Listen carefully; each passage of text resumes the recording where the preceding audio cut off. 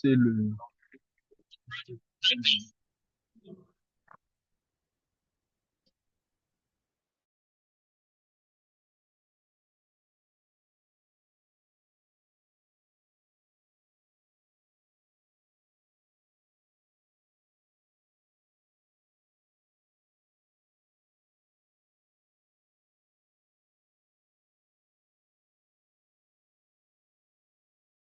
section. Donc, je disais bonsoir à tous, bonsoir à tous ceux qui sont présents aujourd'hui. Merci à Loïc qui est notre intervenant du jour, qui est notre intervenant du jour. Je vais commencer par la présentation de Loïc, qui a bien voulu nous faire l'amitié de d'animer la session d'aujourd'hui avec un terme assez intéressant et bien sûr qui va porter sur la carrière pour toutes ces personnes-là qui ont connu nos précédents webinaires. On parlait plus des différentes fonctions, des différentes études de cas de la blockchain et de la crypto. Mais dans cette nouvelle session de nos webinaires qui va se tenir tous les jeudis, nous allons plutôt parler de carrière. Et aujourd'hui, le thème qui nous réunit, c'est le community management à l'ère de la blockchain et du Web3, tâches, contraintes et rémunération. Donc, qui d'autre qu'une personne qui a à son actif une expérience assez, je dirais, qui parle d'elle-même pour partager son expérience. Et aujourd'hui, cette personne-là, c'est Loïc Ivan Ayemo, qui est un ancien, qui a été un ancien de Binance, celui-là même qui a participé à la visibilité, la notoriété de Binance en Afrique francophone, en étant le chargé ou du moins la personne là qui a géré toutes les communautés au niveau de Binance. Après cela, il a fait un tour au niveau de EasyChange. Pour les personnes qui ne connaissent pas EasyChange, EasyChange est une plateforme qui permet de faire des transactions de la crypto vers la monnaie fiat, etc. Et après cette expérience enrichissante au sein de EasyChange, Loïc a décidé de mener plusieurs projets personnels. Et parmi ces projets personnels-là, nous avons aujourd'hui la blockchain en Afrique francophone, une idée brillante de Loïc pour pouvoir booster l'évolution de la blockchain sur le continent. Sans plus tarder, je vais passer la parole à Loïc Ivan Aïmo, notre intervenant du jour. Loïc, tu as la parole. Wow, merci Wilfried, j'apprécie. J'espère que vous me recevez parfaitement. Euh, Je je suis reçois parfaitement. super. Je suis très content d'être avec vous. Merci pour la présentation et effectivement, je pense que tu as bien planté le décor en ce qui concerne la thématique du jour et comment est-ce qu'on va évoluer. Donc, on parlera véritablement, on va essayer d'aller sans tabou, hein, sur des aspects en ce qui concerne le community management, surtout dans le domaine du Web3 et de la blockchain. Je partagerai, oui, effectivement, à travers mon parcours, les réalités justement de ce milieu-là. Et ce qu'on peut en tirer, euh, nous, en tant que personne n'étant sur le marché francophone, en tant qu'Ivoirien, pour ceux qui désirent se lancer. Je vais prendre la main, je vais partager mon écran, partager quelques slides qui vont nous orienter, qui vont nous guider justement au cours de ce programme. Et puis, ça sera une session assez interactive pour ceux qui sont présents, à qui on laissera la possibilité de pouvoir poser des questions pour que je puisse voilà, directement y répondre et puis apporter un plus. Donc, j'essaye de prendre la main sur la page rapidement. Je pense que j'ai le droit pour présenter mon écran normalement. Vous me dites si vous voyez mon écran.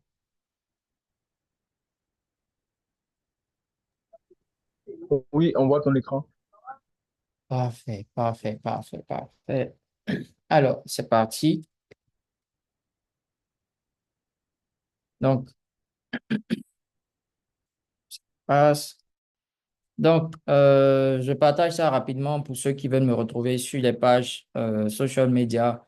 Le nom, c'est comme vous le voyez, hein. Allez-y avec Esubo Loïc Ivan ou Ayemu Loïc Ivan pour me retrouver sur l'ensemble des channels pour voir un peu comment est-ce que, en termes de progression, en termes d'activité, ce qu'on conduit, ce qu'on mène. Et puis, rapidement, je reviens comme Wilfried l'a présenté. Donc, je sors de Pigé. Je suis un peu produit ivoirien, donc de la Côte d'Ivoire. Donc, j'ai fait de base ma progression à Pigé, Côte d'Ivoire. J'ai une licence en communication et développement des marques. C'est la filière que j'ai choisie comme spécialité. Et donc, j'ai suivi tout mon cursus à Pigé. Et progressivement, je me suis inséré d'abord avec des entreprises au niveau local, des startups avec lesquelles j'ai travaillé comme community manager. Donc, j'ai commencé en tant que community manager et progressivement, j'ai vu d'autres opportunités sur le marché et j'ai tout simplement upgradé progressivement. Donc, en ce qui concerne le community management, principalement dans notre session, puisque c'est ce qui nous rassemble, les points rapidement qu'on va toucher, c'est le community management en lui-même, le Web3 et la blockchain, et le parcours, les tâches, les contraintes et la rémunération. Et c'est important de parler d'argent. Et bien sûr, les questions-réponses pour ceux qui en ont. Donc, c'est quoi le community management? Je pense que avant toute chose, c'est important de pouvoir définir ça et de pouvoir comprendre véritablement ce que ça implique lorsqu'on parle de j'ai besoin d'un community manager pour ma boîte, j'ai besoin d'un community manager pour mon entreprise, j'ai besoin d'un community manager pour mon service. Bon, moi, je vends des bracelets, j'ai besoin d'un community manager. Il y a deux thèmes. Il y a un thème qui est aujourd'hui dans le langage un peu courant, euh, qui restreint un peu, sinon qui donne une connotation un peu, ouais, restrictive, en fait, sur ce rôle-là. Parce qu'en général, lorsqu'on dit community manager, on attribue toujours ça à euh, tu n'as pas venu gérer ma page là pour moi. Tu n'as pas venu m'aider à gérer ma page. Tu as venu faire des posts, tu sais faire publicité Facebook. Hein? Tu as venu booster mes publications là, un peu. Est-ce que tu sais faire ça? J'ai besoin d'un community manager. Et dans la pensée des gens aujourd'hui, je ne dis pas tout le monde, mais pour ceux qui n'ont pas assez de profondeur justement sur ce rôle-là, pour eux, être un community manager, ça se résume à ça. Pour eux, un community manager, voilà, c'est faire des posts là et venir booster les pages, venir faire ce genre de vente là, etc. Alors on est bien loin en fait de ce que c'est qu'un véritable community manager. Le community manager, c'est pas ça en fait. Ça, j'ai envie de dire, c'est à la portée de tout le monde. Tout le monde peut s'asseoir là sur son ordi, de peu que la personne sache lire un peu, manipuler un peu Facebook, elle va y arriver. Et la plupart du temps même, c'est beaucoup plus Facebook même on voit. Facebook ou bien TikTok, parfois pour certaines femmes qui vendent des produits là. TikTok ou bien d'autres vont dire, ouais, bon, stratégie, Instagram, etc. Donc, le community management, c'est bien au-delà de ça. Donc, il faut d'abord sortir en fait de ce cliché-là et arrêter de, arrêter de restreindre en fait ce profil ou bien de l'estimer à quelque chose de peu honorable. Moi, aujourd'hui, malgré toutes les positions que je peux pouvoir occuper ou vers lesquelles je peux partir, s'il y a une boîte aujourd'hui de l'industrie qui arrive et me dit qu'elle cherche un community manager pour gérer ses activités, je suis capable même d'aller soumettre mon profil parce que ça implique beaucoup de choses. Donc, on a deux thèmes principalement qui ressortent lorsqu'on parle de community management. Donc, on a l'aspect, je ne sais pas si ça avance, mes slides, ça passait tout à l'heure. OK, donc on a l'aspect community, donc qui fait référence à la communauté. Donc, déjà, je m'arrête sur ce premier point. Ceux qui disent qu'ils sont des community managers ou ceux qui disent qu'ils postulent à des offres de community manager, désolé, hein, je vais vous piquer, mais si dans ce que vous faites, il n'y a pas de communauté, on ne peut pas vraiment appeler ce que vous faites là être community manager. Il faut revoir un peu le thème générique ou bien la tâche que vous êtes en train d'exécuter.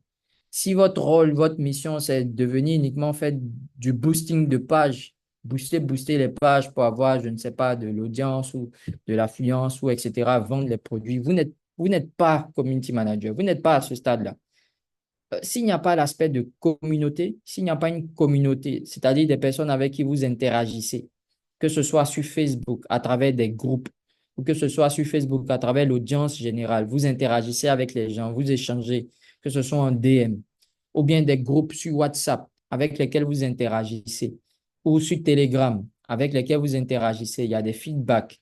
Vous préparez des contenus pour cette audience-là, pour que ces personnes-là puissent interagir. Vous n'êtes pas au rôle de community manager. Vous n'y êtes pas encore.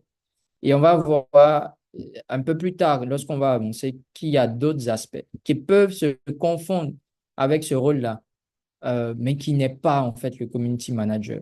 Et c'est important en fait de souligner et de mettre ces nuances-là, parce qu'aujourd'hui, beaucoup de personnes mettent tout le monde en fait dans le même panier. Donc, revisiter un peu cet aspect-là à partir d'aujourd'hui sur qu'est-ce que vous faites lorsque vous dites que vous êtes community manager. Est-ce qu'il y a une communauté avec laquelle vous échangez? Il y a combien de personnes dans cette communauté? 5, 10, 20, 30, 50 personnes, 100 personnes?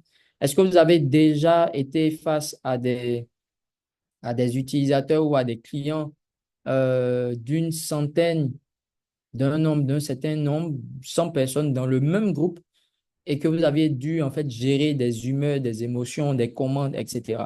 Est-ce que vous avez été exposé à ce genre de choses-là? Ou est-ce que vous avez mis en place un système euh, qui permet en fait d'avoir les clients, de leur envoyer quotidiennement des messages, des reminders, que ce soit des mails, etc. Parce que l'audience et la communauté peuvent être adressées de plusieurs façons. Ce n'est pas forcément que les 100 personnes soient dans le même groupe, mais est-ce qu'il y a une fréquence dans les échanges, dans les interactions? Est-ce qu'il y a interaction dans tous les cas? Ou bien votre rôle ne se limite qu'à à booster les pages ou à faire des posts, etc. simplement. Il faut revoir ça et vous dire, en fait, si vous ne cochez pas toutes ces cases-là, vous n'êtes probablement pas community manager. Ou peut-être que ce que vous faites jusque-là, ce n'est probablement pas du community. Et bien sûr, il y a l'aspect management. Donc, le management, donc on arrive à la gestion, au traitement, au travail. Donc, c'est à la fois au niveau de la communauté, des informations, des solutions, des produits, de l'entreprise ou de la boîte pour laquelle vous appartenez. Comment est-ce que en daily, c'est-à-dire de façon journalière, vous réussissez en fait à gérer l'évolution ou la cadence des Oui, choses, ou encore, attends, comme d'habitude, comme ça, vous allez prendre le temps de couper le. Ça je va pense plus se qu'il y a répéter. quelqu'un a ouvert son micro. OK, super. Donc, est-ce que de façon quotidienne, vous êtes exposé à une gestion en fait de la communauté ou à une gestion des activités qui se font pour l'entreprise pour laquelle vous travaillez? Vous êtes par exemple dans qu'est-ce qui est plus commun chez les femmes? Hein? C'est le mois de la femme, donc on va essayer d'aller avec des exemples comme ça, sans aucune discrimination ou sans piquer quelqu'un. Par exemple, on vous a demandé de venir vous occuper d'une entreprise donc, qui fait dans la mode et la beauté. Donc, euh, cette entreprise-là, par exemple, a déjà 1 an d'existence. Cette entreprise-là est présente sur les réseaux sociaux. Euh, cette, mais probablement, cette entreprise-là n'a pas de communauté. Parce que vous pouvez avoir une audience sans forcément avoir une communauté. Vous pouvez avoir une audience, c'est-à-dire que sur votre page ou dans votre groupe ou dans votre canal, peu importe, vous avez par exemple 2000 personnes qui vous suivent sur Facebook. Euh, de base, c'est une audience. C'est une audience. C'est-à-dire que c'est une public à laquelle vous adressez un message et ce public-là réagit en fait à ces informations, à ces messages, dépendamment de leur intérêt. d'ailleurs, même ils vous suivent, dépendamment de leur intérêt, etc. Euh, Dès l'instant où on arrive à certaines régularités dans des échanges, dans des interactions, on quitte l'aspect audience pour arriver à un modèle de communauté. Donc, la communauté, c'est un ensemble de personnes qui sont déjà rassemblées dans un même espace, dans un même environnement, selon les intérêts ou des centres d'intérêt communs, bien sûr, pour des objectifs communs ou pas, ben, qui vont, sur une certaine période, développer en fait des habitudes d'échange avec l'entreprise, avec l'audience, etc., selon les activités que cette entreprise va pouvoir mettre en place. Ça peut être des campagnes, ça peut être des événements sur lesquels vous allez vous retrouver, ça peut être des jeux concours, etc. Donc, vous pouvez avoir une audience, ça c'est la phase, ou bien vous pouvez partir à un autre niveau, avoir une communauté. Donc, dès l'instant où on a une communauté, on a beaucoup plus d'interactions. Et donc, c'est ce qui est important. Donc, dès l'instant où on a beaucoup plus d'interactions, ça va demander qu'il y ait quelqu'un, en fait, qui puisse être en mesure de gérer ces interactions. Parce que si on est sur une audience de 1 000 personnes et que bah, du jour au lendemain, on est sur une grande communauté, qu'il y a 1 000 personnes dans la communauté, bah, préparez-vous, en fait, à recevoir au moins 1 000 messages à la chaîne. Et gérer 1 000 messages, une seule personne, ce n'est pas évident. Une seule personne pour gérer 1 000 personnes, ce n'est pas évident. Donc, voilà pourquoi est-ce que sur la base de ces critères-là, on fait appel à un community manager. Donc, le community manager, c'est celui-là qui va venir s'occuper d'une communauté. Il vient, il trouve une communauté et il administre la communauté à travers des actions, des activités, des événements, etc., etc., etc. Donc, la stratégie qu'il va mettre en place, ça sera des stratégies orientées community management. Donc, ça va partir de l'aspect communautaire, comment s'occuper de la communauté, mettre en place des programmes, etc., etc. Donc, tout ça, ça sera sur son expérience. Donc, voici déjà le premier point. Et j'espère en tout cas que sur cet aspect-là, c'est bon pour vous. Si c'est OK, vous pouvez laisser un message dans le chat ou un pouce pour qu'on puisse évoluer si vous n'avez pas de questions. Alors, donc, lorsqu'on est community manager, il ne faut pas uniquement se référer, sinon se reposer sur l'aspect communauté et ouais, management, etc., management de la communauté, etc., juste en envoyant des messages, juste en écrivant ou juste bonjour, bonne semaine, etc., ce genre de choses-là. Non, ça va bien au-delà. Donc, vous pouvez avoir une entreprise pour laquelle vous serez euh, demandé, sinon en tant que community manager, mais vous pouvez avoir un profil de carrière qui sera évolutif, ou bien vous pouvez vous retrouver en fait à faire plusieurs choses en même temps. Donc, un community manager, il peut couvrir d'office en fait le social media management. Donc, c'est un autre aspect encore, c'est une autre casquette. Donc, on peut être community manager sans être social media manager. Euh, on voit en fait le social media management plus comme le niveau au-dessus du community manager. Donc, le social media manager, c'est celui qui aura la responsabilité en fait de tout l'aspect en fait social media d'une boîte et qui va en fait donner en fait une ligne directrice au community manager et qui pourra peut-être approuver certains contenus que le community manager va pouvoir mettre en place dans la stratégie en fait d'accroissement, que ce soit communautaire ou social ou awareness en fait de l'entreprise. Donc, lorsqu'on est social media manager, on passe à un tout autre niveau d'administration et de gestion pour l'image de la boîte, par exemple. Être community manager, ça requiert aussi des compétences en termes de création de contenu, donc content creator, que ce soit avec les blogs, des articles, des posts, etc. Donc, il faut avoir une fibre euh, artistique, littéraire, de design, etc. Ouais, il y a du design même, j'oublie, du design même. Fait du SEO également, pour des référencements. Donc, savoir exactement là où on peut publier, aux heures auxquelles on peut publier, essayer d'inclure en fait des anchors, des points d'entrée, etc., des hashtags, etc., et plein de stratégies pour que le contenu en fait de l'entreprise puisse être bien référencé. Et plus on progresse, le community manager doit comprendre en fait que son rôle et ses missions touchent également l'aspect marketing. Donc, il n'est pas limité en fait uniquement qu'au fait d'envoyer des messages chaque lundi, comme on le voit, hein. Du 1er janvier jusqu'au 31 décembre, il y a il y a des posts, il y a des pages, si tu les prends, tu vas voir que chaque lundi, ils envoient bonne semaine. Donc, on peut se retrouver à la fin de l'année avec au moins 52 posts comme ça de bonne semaine, ou bien bon vendredi, ou bien bon mercredi. Bah, en fait, c'est tout ça. Il faut savoir diversifier ses contenus. Il ne faut pas rester statique. Donc, ça demande quelque chose en plus.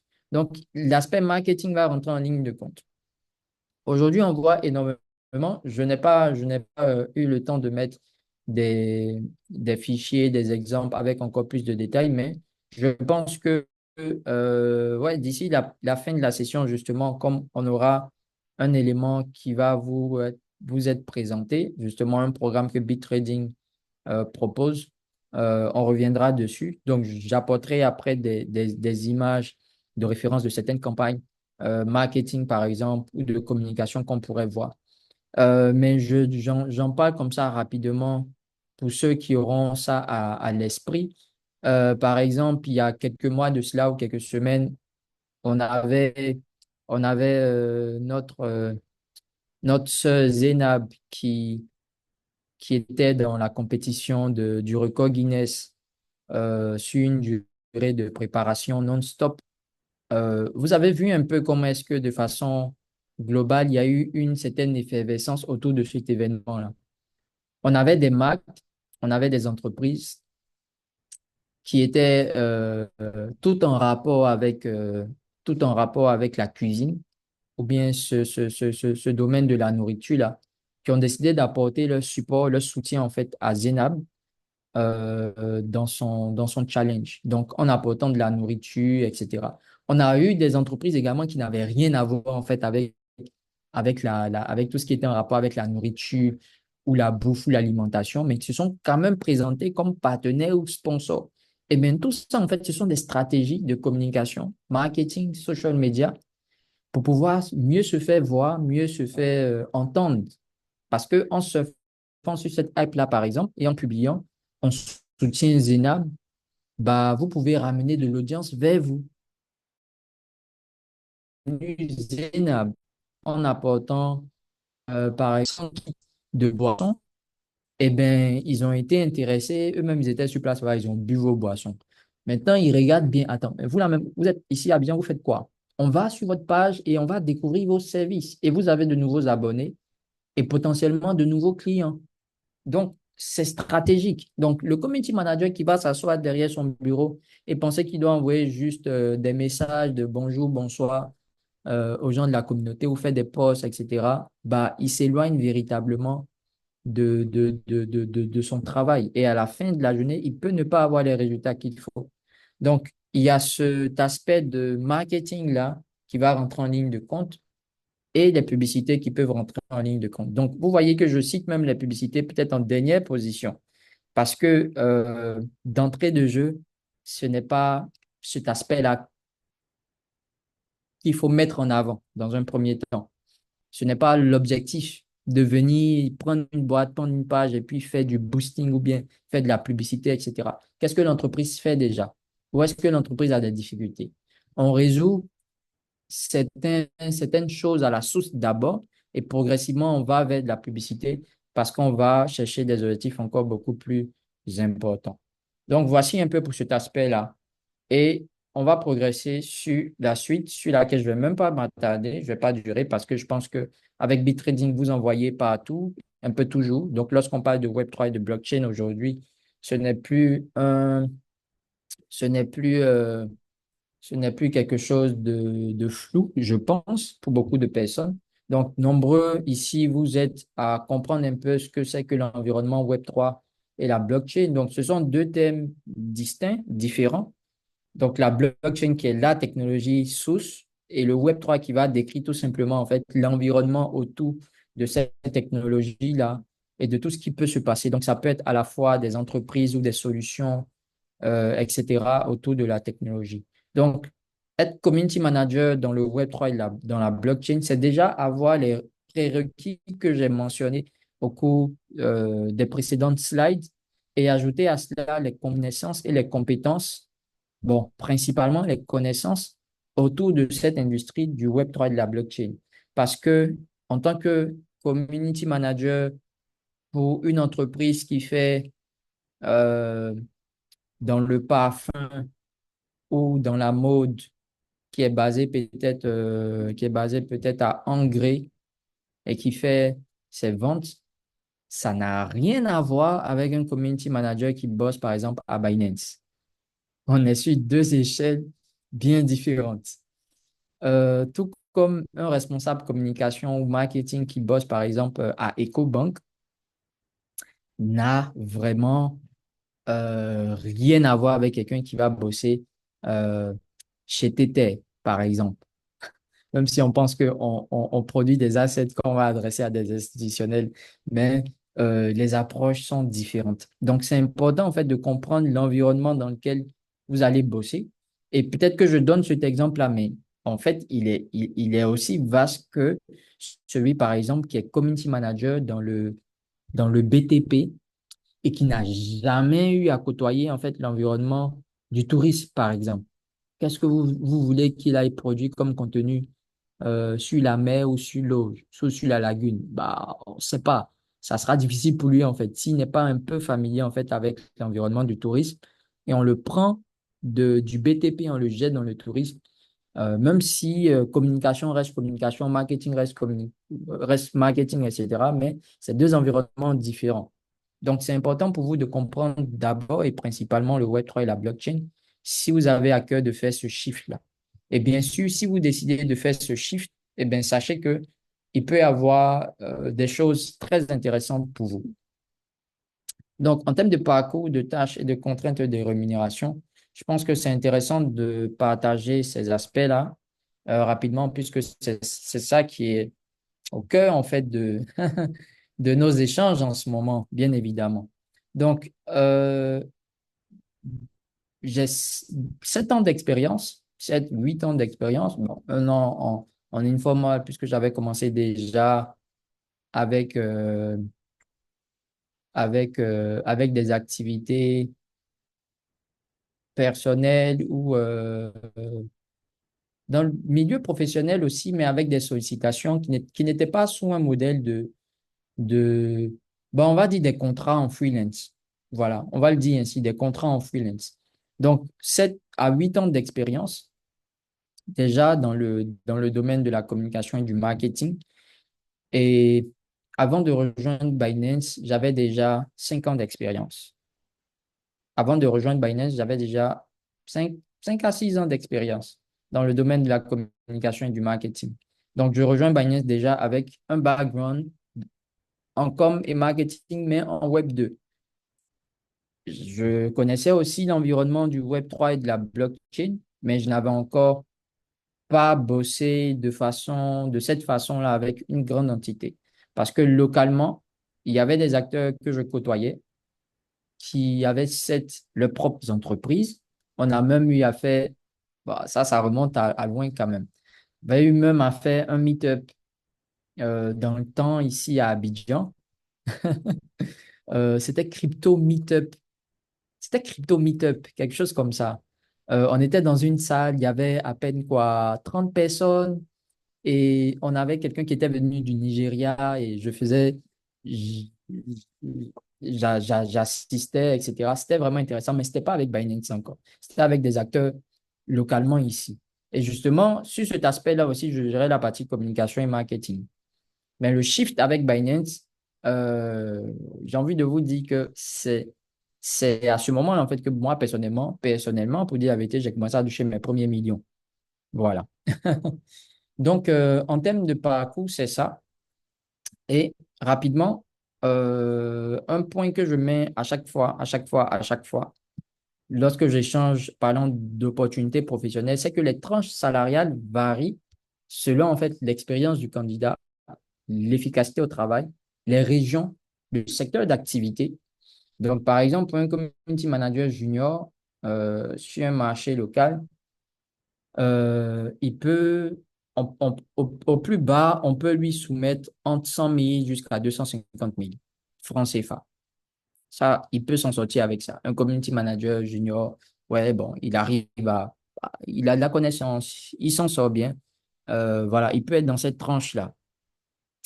Euh, Ce même community manager junior, s'il bosse avec une autre boîte qui est peut-être à l'international ou bien, ouais, qui est basée ailleurs, etc., ou bien qui est ici, etc., une boîte plus importante, bah, son salaire peut aller jusqu'à 450 000, 300, 400 000. Donc, ça peut être deux fois supérieur en fait à ce qu'il peut toucher avec une simple boîte locale, par exemple. Donc, pour mettre en fait toutes les chances de son côté, c'est intéressant pour lui en fait d'avoir une certaine expertise, une certaine expérience, de sorte à mieux se vendre. Et c'est en ce sens-là que avoir un portfolio, les gars, c'est super important. Il ne faut pas négliger. Même si vous avez bossé de façon bénévole, je crois qu'il y a quelqu'un qui a son micro, on entend du vent. Donc, même si vous avez bossé de façon bénévole avec des boîtes, avec des entreprises ou une ONG, etc. et tout, s'il vous plaît, mettez vos informations, créez un portfolio. Tout ce que vous avez pu faire comme activité autour de la com, du marketing, événement, créez un portfolio et faites-en une référence. Parce que ça va vous suivre dans tout ce que vous allez faire. Ça va tester en fait non seulement de votre ancienneté, de vos actions, de ce que vous avez accompli et du professionnalisme également que vous avez pu euh, conduire et apporter au cours de vos précédentes années. De sorte que lorsque vous arrivez et que vous voyez un rôle de community manager, si on vous demande à combien est-ce que vous voulez être payé, si vous mettez 500 000, vous savez vraiment pourquoi vous avez mis 500 000. Et quand on regarde également ce que vous avez accompli, on dit, ouais, 500 000, ouais, quand même. Je pense que ça, il le mérite bien. Voilà. Et puis, vous laissez la grâce de Dieu, bah, vous conduit, quoi. Donc, c'est super important. Donc, voici la réalité, en fait, sur deux marchés. Je peux vous dire même que même ici, localement, avec des boîtes, vous pouvez être également dans cette tranche de 300 000, 400 000, même en tant que community manager. Mais référez-vous véritablement aux points que j'ai mentionnés là, qui ne sont pas exhaustifs, mais qui traduisent véritablement l'expérience du candidat, parce que le marché est de plus en plus compétitif, l'efficacité au travail. Est-ce que vous êtes en mesure de rendre le travail lorsqu'on vous donne un délai de 3 jours? Est-ce que vous êtes en mesure de rendre le travail en 3 jours?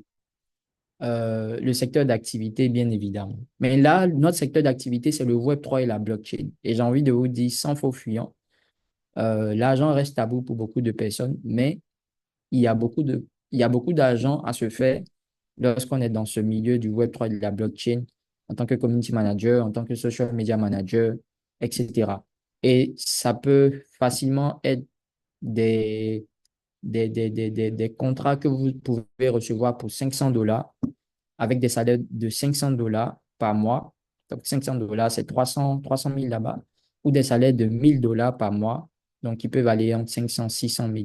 Et si vous avez vraiment de l'expérience, vraiment de la performance, vous pouvez aller chercher 1500, 2000, 2500 $.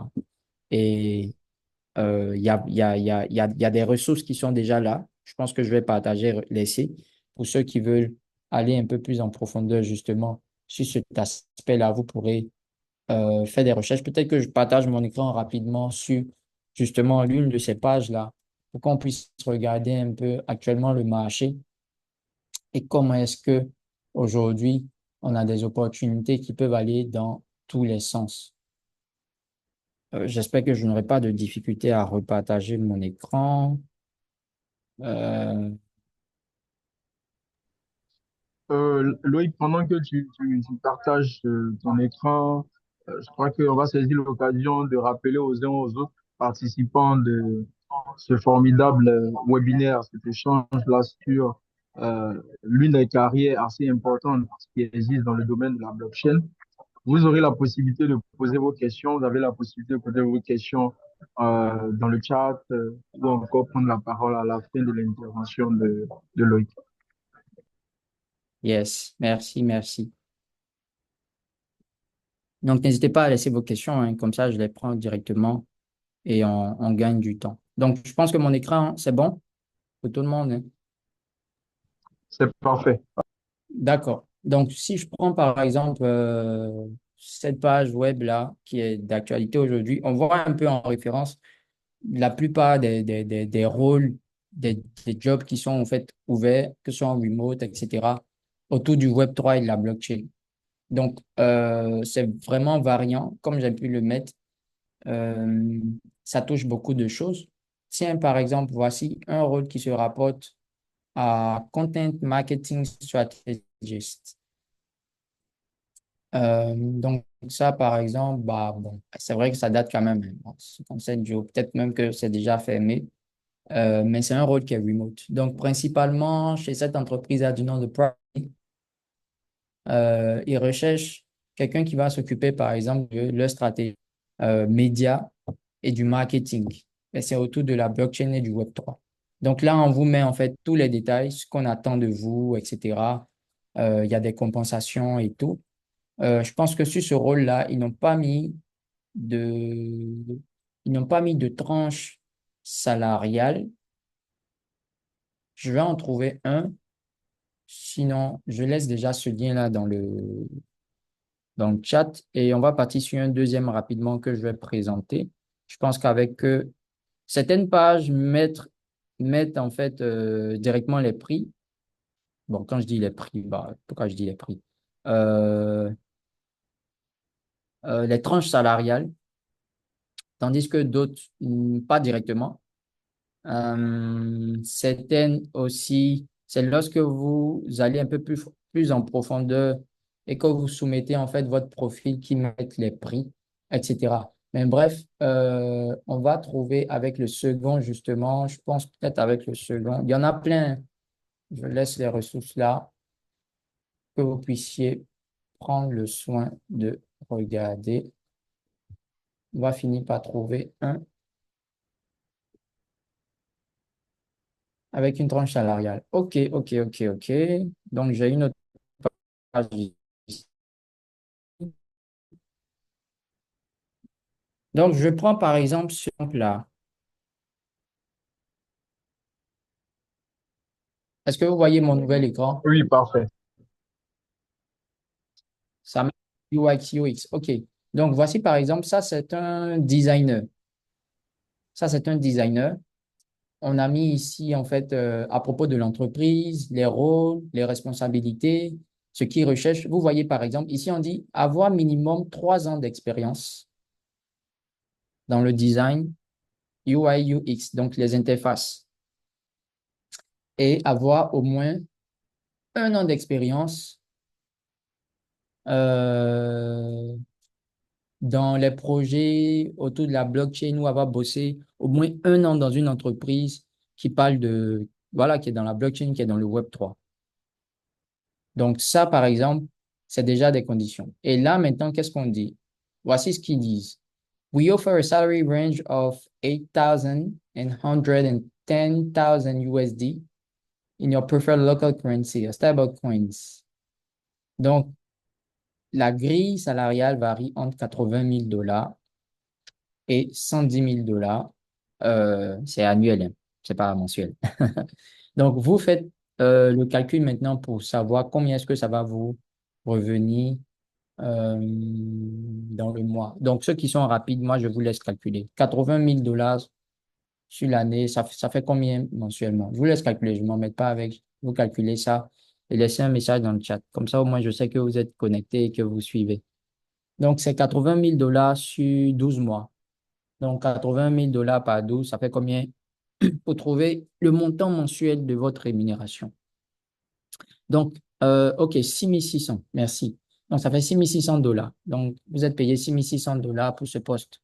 Et à côté de cela, on vous met encore d'autres avantages. Vous avez la possibilité de grandir avec nous, participer à des conférences. On vous paye les conférences, vos déplacements pour les conférences. On vous paye également des billets d'avion si vous voulez vous déplacer pour... Enfin, il y a plein de commodités qui sont derrière. Il y a plein de commodités qui sont derrière. Et c'est un rôle qui est... Ouais, je laisse ça ici. Ah, ça fait environ 4 millions. Ah ouais, vraiment, hein. Donc, ouais, je suis tombé sur ça ici. C'est UX. Ah, ça a été publié même aujourd'hui. Ça a été publié aujourd'hui. On va regarder rapidement si on trouve Community. Parce que les gens aiment quand on parle des choses concrètes, hein, n'est-ce pas? Donc, voici. Ah non. Ça, je pense qu'ils ont dû fermer. Il y a 23 jours. Mais bon, allons-y, on va voir quand même. C'était OKX. OKX qui recrutait. Bon, ils ont fermé. Bon, je ne sais pas si on va pouvoir voir en fait le salaire qu'ils proposaient. Euh, bon, peut-être comme c'est fermé, il y a 23 jours que ça a été publié, on ne peut pas voir le salaire qu'ils proposaient. Mais je pense que vous avez compris comment ça marche. Il y a même Aptos qui recrutait, mais c'est en Corée. Ah mince. Il y a 12 jours. Bon, ici, il n'y a pas de salaire. Mais bon, bref, je vous laisse le lien pour parcourir cela et puis prendre le soin de regarder. Donc, c'est un marché compétitif. Euh, euh, Aujourd'hui avec le Web3 et la blockchain. Et ce genre d'offres salariales, on ne les retrouve pas comme ça, aussi, aussi répandues en fait sur notre milieu actuel, là, c'est-à-dire des entreprises qui ne sont pas en fait dans la blockchain, dans le Web3. Bon, quand je le dis, c'est avec une nuance. C'est-à-dire que bien sûr que des gens sont payés à 4 millions, 5 millions. Il y a des fonctionnaires qui sont en Abidjan, tu ne sais même pas comment ils font. Bref, c'est un autre débat. Mais je veux dire, pour une industrie qui est en plein essor, une industrie qui est en train d'effectuer encore ses transitions, une industrie qui est en plein boom sur le marché, etc., etc., il y a énormément d'intérêt en fait pour celui qui veut faire une transition avec des compétences de communication des expériences de communication et marketing, en fait, de facilement se faire du cash en bossant avec ces acteurs-là. Et c'est justement ça qu'il faut pouvoir comprendre et entendre lorsqu'on parle de avoir les compétences nécessaires pour pouvoir progresser en ce sens-là. Et donc, moi, j'ai fait mes premiers pas totalement sur ce marché-là avec Binance. Et comme je vous le disais, c'est à mon rôle chez Binance que moi, j'ai touché personnellement mes premiers millions. Et Binance a été un environnement assez enrichissant parce que au-delà de beaucoup de choses, ça a été également l'environnement où j'ai pu me connecter avec des personnes, j'ai pu voyager, euh, j'ai pu découvrir en fait l'environnement Web3, blockchain, avec beaucoup plus de profondeur. Parce que c'est clair que lorsque tu arrives dans ce genre d'environnement-là, bah, tu laisses forcément une empreinte, mais tu es forcément aussi impacté, en fait, en quelque sorte, par cela. Donc là, j'ai laissé juste quelques highlights de mon parcours pour qu'on puisse regarder donc avec Binance. Donc, je pense que Patrick, le responsable de BitTrading, on était ensemble ce jour-là lorsqu'on a rencontré Sizi. Et ça fait partie, par exemple, des avantages du poste. Il y a des gars qui ont bossé avec Sizi pendant 3 ou 4 ans avant même que je rentre à Binance, qui ne l'ont même pas rencontré. Et je me rappelle encore avec des au Ghana, au Nigeria. Lorsque j'ai publié ça à la rencontre, ils étaient tellement jaloux, ils avaient tellement la haine en fait. Moi, je suis rentré, j'ai même pas fait 6 mois et j'ai rencontré en fait déjà le CEO de la boîte. Et même pas que je m'étais déplacé. Lui-même, il est venu à Abidjan ici. Pour ceux qui se rappellent encore, c'était lors de la grande tournée de Sisi dans les différents États de l'Afrique. Il était parti au Cameroun, au Sénégal, etc. Voilà. C'était à ce moment-là qu'on s'était rencontrés. Donc, en tant que community manager également, j'ai conduit avec les ambassadeurs, les Binance Angels, le premier meet-up tout de Binance en Afrique francophone.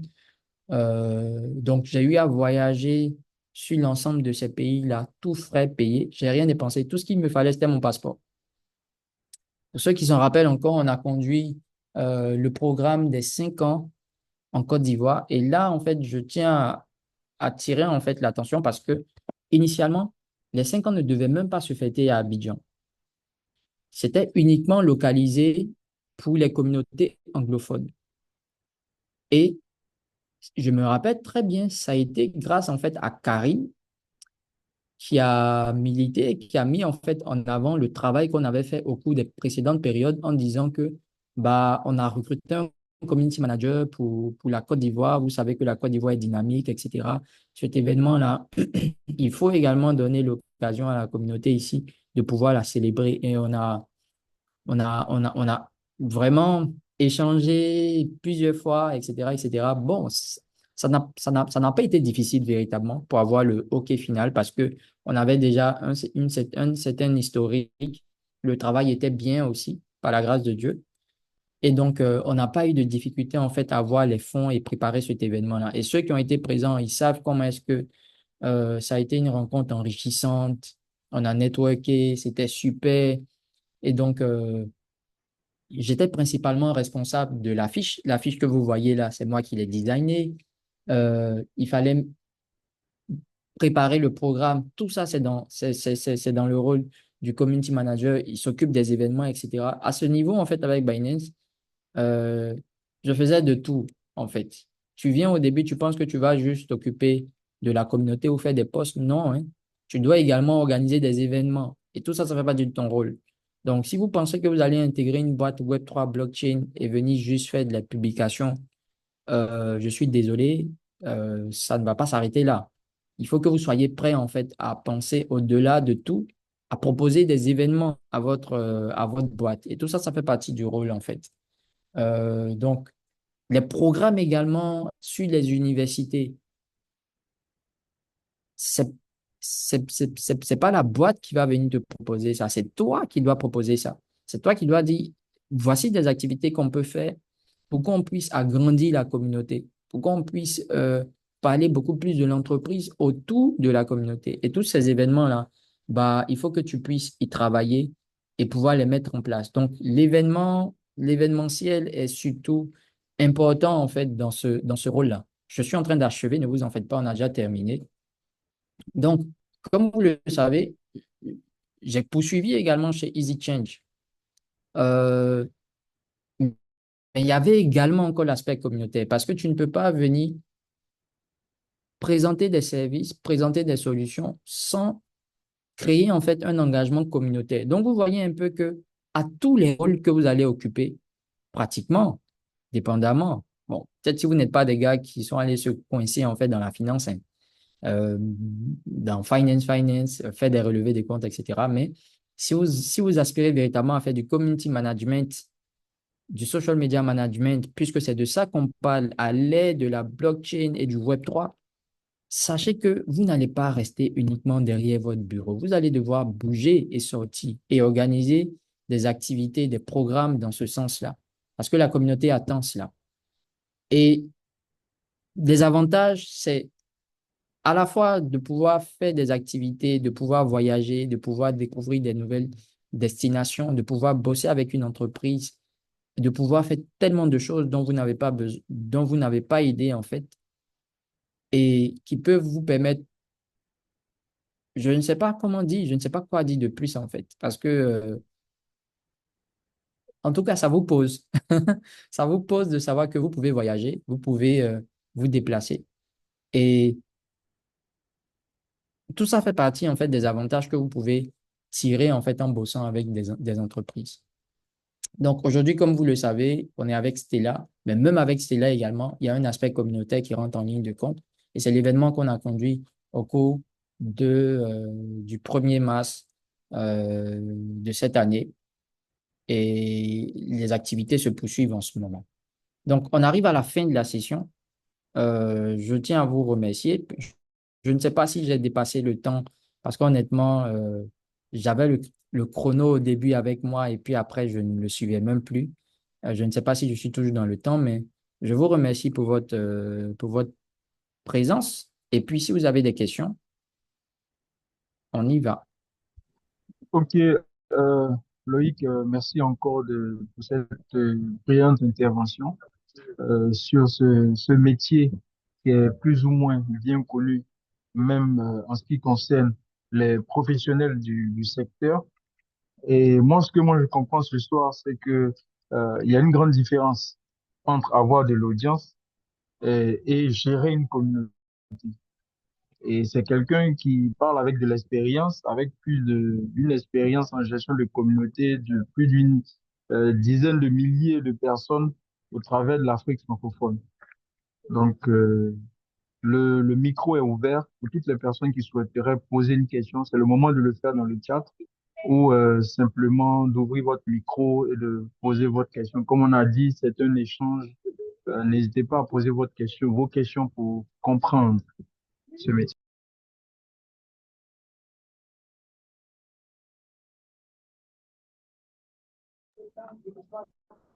Sinon, pendant qu'une personne se désigne ou du moins pose la question, moi, j'ai bien une question à poser.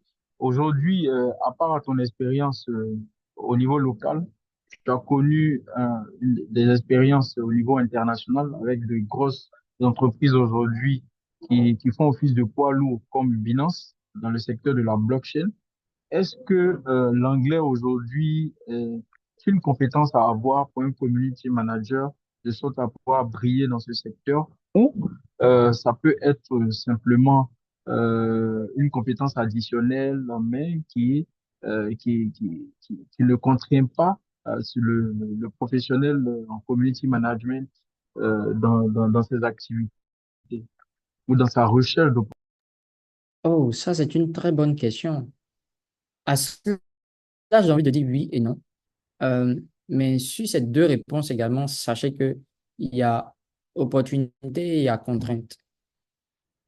Euh, Opportunité parce que vous êtes sur un marché francophone. Et de mon expérience et de ce que je vois en ce moment, il y a énormément d'entreprises qui arrivent sur le marché francophone pour se positionner. Et elles ont besoin des personnes qui parlent français, bien sûr, pour administrer leur programme. Et ça peut être une force, en fait, vous, en tant que professionnel, natif, ici en Côte d'Ivoire, etc., de pouvoir développer, en fait, le pôle francophone pour ces boîtes-là. Euh, contrainte parce que, contrainte parce que vous pouvez être face, en fait, à des entreprises où ils ne parlent qu'anglais, en fait. Même s'ils cherchent en fait à s'implanter sur un marché francophone, la plupart d'entre eux ne parlent que anglais. Et même si vous rejoignez pour défendre en fait le marché francophone, il faut que vous soyez là pour faire la transition entre l'anglais et le français. Donc, c'est-à-dire qu'en interne, peut-être que vos communications seront en français, mais en interne, vous allez devoir parler anglais. Et ça, il ne faudrait pas que ce soit une contrainte pour vous. C'est une contrainte si vous ne vous mettez pas au pas de parler, d'écrire, de savoir, de comprendre, en fait, ça peut être une contrainte parce que vous pouvez avoir la compétence, mais si la barrière de la langue vous bloque, personnellement, je trouve ça un peu dommage. Et la barrière de la langue ne peut pas vous bloquer si vous avez véritablement, en fait, à cœur de pouvoir la briser. C'est-à-dire que vous passez l'entretien, vous vous débrouillez avec votre anglais. On voit que vous avez la compétence. Bon, on veut vous prendre, c'est-à-dire que la grâce du Seigneur même est pour vous-même. On veut vous donner le job. On vous donne le job. Vous connaissez vos lacunes. Vous devez tout faire pour pouvoir réparer en fait cela, pour pouvoir fixer cela. Donnez-vous un mois, donnez-vous 2 mois, donnez-vous 3 mois. Donnez-vous 6 mois si vous voulez, mais débrouillez-vous pour maîtriser l'anglais. Parce que ça serait dommage de passer à côté d'une opportunité où on est prêt à vous payer 600 000 parce que vous comprenez anglais, en plus des compétences que vous avez, et vous n'arrivez pas en fait à suivre le mouvement. Ça serait vraiment dommage en fait. Je ne sais pas, mais ça serait vraiment dommage. Donc, c'est deux positions. Mais encore une fois, la réalité aussi, reality check, c'est qu'en vrai, la plupart des opportunités que j'ai partagées ce soir sur les 2 pages, vous ferez vos entretiens en anglais. Vous allez probablement bosser dans une boîte qui parle anglais. Donc, les gars, le Web3, la blockchain, c'est pour tout le monde, mais à l'ère où nous sommes encore, il faut tout faire pour ajouter l'anglais en fait dans vos compétences. Donc, prenez la conclusion que vous voulez. Mais moi, je l'ai dit. Ok, merci encore. Je crois que les uns les autres ont compris hein, l'importance pour dire que, certes, on peut rester dans notre langue qui est le français, mais si on veut viser encore loin, si on veut des opportunités, en tout cas, euh, si relativement au salaire et tout ça, il faut bien sûr mettre l'anglais de son côté. Mais n'empêche qu'en étant francophone, on peut toutefois avoir des opportunités, vu qu'aujourd'hui, tu l'as su bien signifié, au niveau de l'Afrique francophone, également en Côte d'Ivoire, il y a des entreprises qui s'installent, des grosses entreprises de la blockchain, et qui s'installent et qui ont besoin de compétences. Je crois que c'est dans ce contexte-là que BitTrading a récemment lancé un programme de formation. Et tenez-vous bien, Loïc est l'un de nos formateurs. En ce qui concerne le community management dans le secteur, dans l'industrie du Web3 et de la blockchain, vous l'avez remarqué, c'est une personne d'expérience, également qui a géré des communautés, donc qui a son parcours comme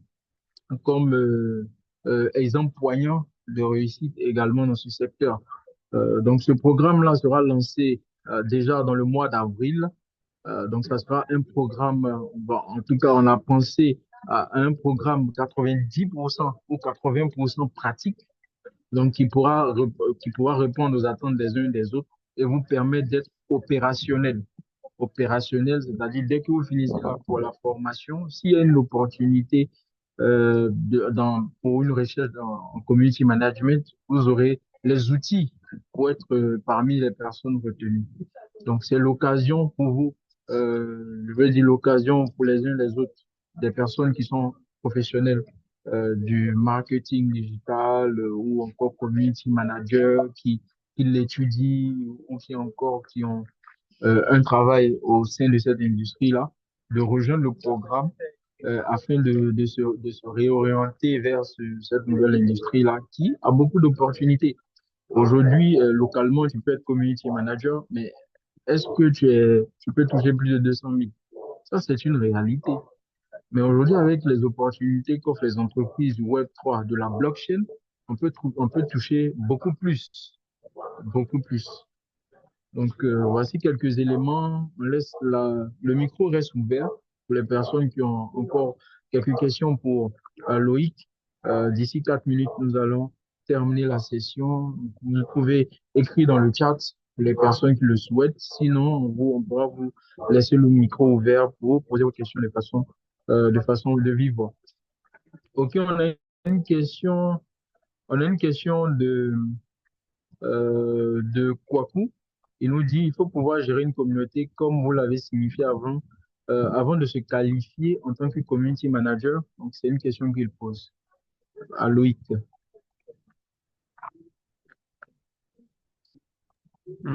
Ça, c'est très intéressant.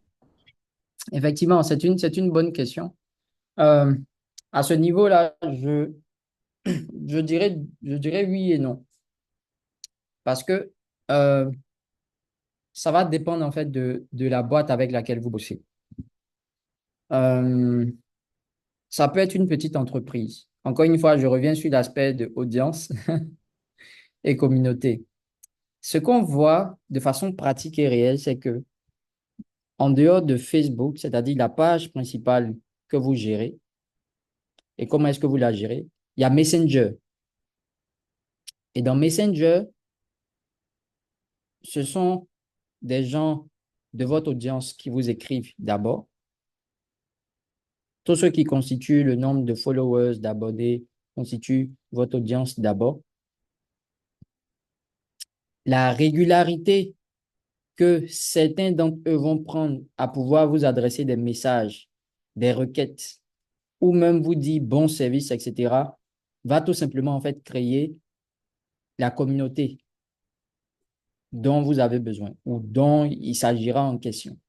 Donc, la communauté va se créer avec ces personnes-là qui interagissent le plus avec votre contenu.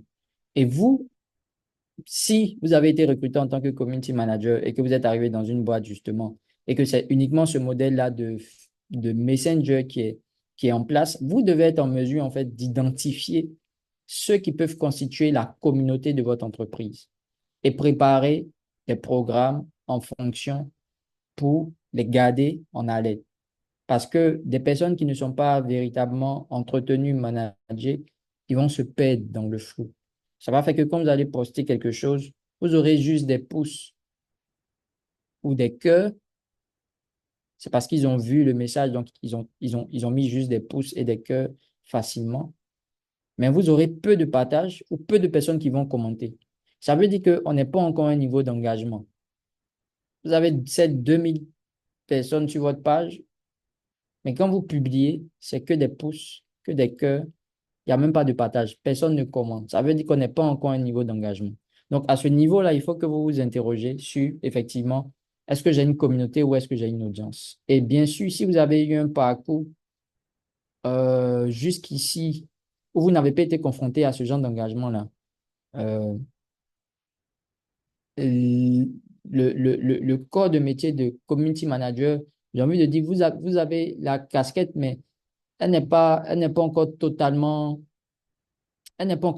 bien mise. C'est quelque chose auquel vous devez penser à remédier véritablement. Donc, je ne dirais pas non que je vous disqualifie d'être community manager. Ce serait un peu trop, ce serait exagéré et ne pas valoriser le travail et les efforts que vous faites. Mais je vous dis que je pourrais dire que vous êtes sur le chemin de ce qu'on appelle un community manager. Donc, il faudrait aller un peu plus vers un modèle d'interaction, d'engagement pour que lorsque vous partagez votre expérience, vous ayez des choses à, à souligner, à partager, etc. Donc, voici comment est-ce que je pourrais répondre à cette question. Je ne sais pas si Kwaku sera satisfait. Ok, merci Loïc pour ton intervention. Encore une fois, la formation, le programme de formation. Et c'est très intéressant aujourd'hui. Spécial. Il y a un micro ouvert, je crois. Effectivement. D'accord, ok. Donc, merci encore, Loïc, pour cette intervention, hein, cette réponse à la préoccupation de Kwaku, qui dit qu'il est OK pour l'élément de réponse que tu as partagé avec lui. Encore une fois, c'est pour avoir toutes ces stratégies-là, tous ces secrets-là, pour créer une communauté, pour animer de façon véritable une communauté, avoir les outils puissants que Loïc a utilisés tout au long de son parcours, partager cette expérience pratique avec vous que nous avons initié ce programme de formation. Ce programme de formation-là même qui est piloté par Loïc comme formateur. Donc, c'est l'occasion pour les uns et les autres qui souhaiteraient s'orienter vers cette branche qui est le community manager dans l'industrie de la blockchain, de bien vouloir prendre contact avec Bitrading Edu sur nos différentes plateformes, WhatsApp, LinkedIn, Facebook, etc., pour avoir le maximum d'informations là-dessus. Donc, pour avoir des, des, des informations complémentaires. Nous sommes ouverts. Si vous avez des préoccupations sur ce sujet, n'hésitez pas à nous contacter pour qu'on vous partage le programme de formation. Partagez également l'information autour de vous. Vous avez un frère qui est étudiant actuellement en communication digitale, un frère qui est étudiant en communication, qui est intéressé par le métier de community manager. Vous avez également un frère, une connaissance qui exerce en tant que community manager dans une entreprise de la place et qui souhaite avoir plus d'opportunités. C'est l'occasion de lui partager cette information-là. Donc, ce programme de formation initié par BitTrading Edu qui va débuter en avril 2025. Retenez bien la date, en avril 2025. Avant de donner mon mot de fin, je vais laisser la parole à Loïc pour son mot de fin. Merci bien. Je tiens à remercier tout simplement l'équipe de Bitrading pour avoir organisé ce programme. Je pense que il faut en faire davantage d'ailleurs pour incentiver en tout cas ceux qui sont intéressés par cela et qui sont intéressés aussi par le fait de faire une transition autour du Web3 et de la blockchain. Je tiens à dire que ce n'est pas quelque chose de difficile. L'environnement Web3 blockchain en lui-même, au point de ne pas saisir ces opportunités, il en faut plus aussi d'acteurs ivoiriens, francophones, africains, francophones dans cet environnement-là. Parce que malheureusement, quand on arrive, tu te retrouves bien souvent dans des milieux où tu te retrouves seul, en fait. Tu n'as aucun de tes semblables dans ces environnements-là avec qui tu peux interagir. Euh, Ils sont tous d'autres nationalités, d'autres environnements. Tu peux même pas kiffer un peu avec, avec certains collègues ouais, quelque chose comme ça dans la boîte parce que malheureusement, il n'y a pas encore ça. Les gens ne sont pas peut-être tournés ou peut-être l'anglais bloque ou bien, etc. Ils ne savent pas qu'il y a une telle opportunité. Donc, ceux qui souhaitent véritablement faire une transition, je pense que vous êtes à la bonne porte. Il faut accepter de pouvoir recevoir les éléments essentiels et puis se jeter dans le bain, quoi. Donc courage. Et puis, j'espère en tout cas voir des bonnes nouvelles d'ici les prochaines périodes là, avec des personnes qui auront rejoint des boîtes dans le Web3, dans la blockchain et qui auront commencé également leur voyage. Merci bien.